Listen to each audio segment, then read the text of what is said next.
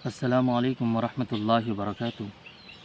میرے دینی ایمانی اسلامی بھائی بہنوں، آپ کے سامنے پھر حاضر خدمت ہوں، اور چونکہ خلافت کے تعلق سے باتیں ہو رہی تھی تو آپ حضرات کو یہ بتانا مقصد ہے اس کلپ میں کہ خلیفہ ہمارے درمیان 4 ایسے خلیفہ رہے ہیں۔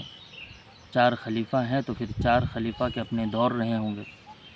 چاروں خلیفہ کے جو دور ہیں، خلافت صدیق ہے، حضرت ابوبکر صدیق کا زمانہ، حضرت عمر کا زمانہ، حضرت عثمان کا، اور حضرت علی رضی اللہ عنہ مجمعین کا زمانہ۔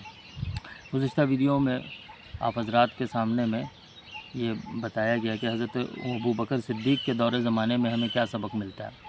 اس ویڈیو میں آپ کو بتانا مقصد ہے کہ حضرت عمر فاروق کے دور میں ہمیں کیا سبق ملتا ہے۔ حضرت عمر فاروق کا وہ دور رہا ہے جب اخلاص والے اور اطاعت کرنے والے، کیونکہ حضور اکرم صلی اللہ علیہ وسلم دنیا سے پردہ فرما گئے تھے، تو اس کے بعد حضرت ابوبکر صدیق رضی اللہ عنہ کا خلافت کا دور آیا اور سارے لوگ انہی کے اطاعت میں آ گئے۔ یہ سب سے بڑا مسئلہ ہوتا ہے اطاعت کا۔ ہر جگہ ہر لوگ کسی ایک کے اطاعت میں نہیں آتے جلدی۔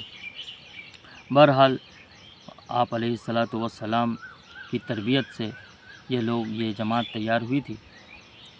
تو بتانا مقصد ہے کہ مخلصین اور متبعین کی قربانی کے نتیجے میں، اور دعوت و تبلیغ، یہ دین کا کام ہر زمانے میں رہا ہے، دعوت و تبلیغ کے نتیجے میں امت مسلمہ اگر دنیاوی چیزوں میں، مثال کے طور پہ تجارت میں، عزت میں، حکومت میں، یہ سب اگر ان کے ساتھ آ جائے، یہ اس پہ بھی محنت کرنے لگے، تو اس وقت میں ہمیں کس دور کو دیکھنا چاہیے؟ اس وقت کے لیے سب سے بہترین جگہ، سب سے بہترین راستہ جو ہے وہ حضرت عمر فاروق رضی اللہ عنہ کا دور ہے، کیونکہ یہی وہ زمانہ رہا ہے کہ جب بے مثال فتوحات ہوئی ہیں، اور امر بالمعروف اور نہی عن المنکر، یعنی نیکی کا حکم کرنا اور برائی سے روکنے کے ایک چلن چلا تھا۔ اس کے علاوہ بے شمار علم اور فنون کی حفاظت کا ذریعہ بن چکا تھا حضرت عمر فاروق کا دور، اور اس کے پڑھانے والے اور اس میں پڑھنے والے، ان کی حفاظت کے لیے بھی ایک جماعت کو لگایا گیا تھا۔ اس کے علاوہ جسے ہم یہاں پولیس بولتے ہیں، ان کی بھی ایک جماعت تیار حضرت عمر فاروق کے دور میں ہوئی تھی۔ اس کے علاوہ حکومت میں، نظام حکومت کو، پاکیزہ حکومت، اس کو سنبھالنے کے لیے بھی ایک شعبہ تیار کیا گیا، اور بے شمار شعبہ ہے۔ آپ اس کو اگر عمر سیریز کے نام پہ بھی اگر بنانا جائیں تو بہت دن لگ جائے گا۔ اگر ایسا سب چیز ہونے لگا تو سیرت فاروقی، یعنی حضرت عمر فاروق رضی اللہ عنہ کا دور اس وقت میں ہمارے لیے سب سے زیادہ فائدہ مند ہے۔ اچھا، یہ ایک بات یہاں اور سمجھنا چاہیے کہ یہ فائدہ مند کب ہے؟ جب نیک لوگ اور اخلاص والے اور اطاعت والے نیک لوگ اگر تجارت میں لگیں اور حکومت میں لگیں، اور زیادہ جو ہے وہ کاروبار میں لگیں، علم و فنون میں لگیں۔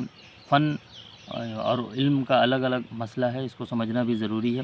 فن بولتے ہیں کہ انجینئرنگ، ڈاکٹر کے الگ الگ شعبے، انجینئر کے الگ الگ شعبے، جیسے civil engineer, technical engineer, mechanic engineer.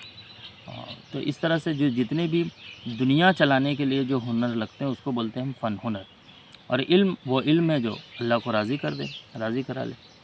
تو دور فاروقی میں آپ دیکھیں گے کہ یہ سارے شعبے مسلمانوں کے ہاتھ میں ہیں، اس دور میں ہیں، اور سب سے زیادہ اس وقت میں دیکھا گیا کہ وہ تمام اخلاص والے لوگ جو دنیا کو جائز طریقے سے کمائے تھے، جائز طریقے سے ان کے پاس دنیا آئی تھی، وہ لوگ سب سے زیادہ اللہ کے راستے میں، دین کے سیکھنے میں، قرآن اور حدیث کے تقاضوں میں خرچ کرنے والے بن گئے۔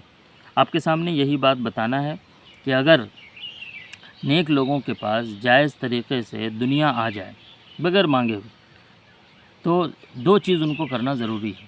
ایک، ان کے اس مال کو، پاک مال کو دین کے لیے صرف کرنا بہت ضروری ہے، اور دوسرا، چونکہ نیک بھی ہیں، اخلاص والے بھی ہیں، اور مال بھی خرچ کر رہے ہیں، تو ان کے اخلاق میں کوئی فرق نہیں آنا چاہیے، ان کے سادگی میں کوئی فرق نہیں آنا چاہیے، ان کے اعزاز و اکرام میں، لوگوں کے مہمان نوازی میں کوئی فرق نہیں آنا چاہیے۔ اس بات کا دھیان رکھنا چاہیے۔ السلام علیکم۔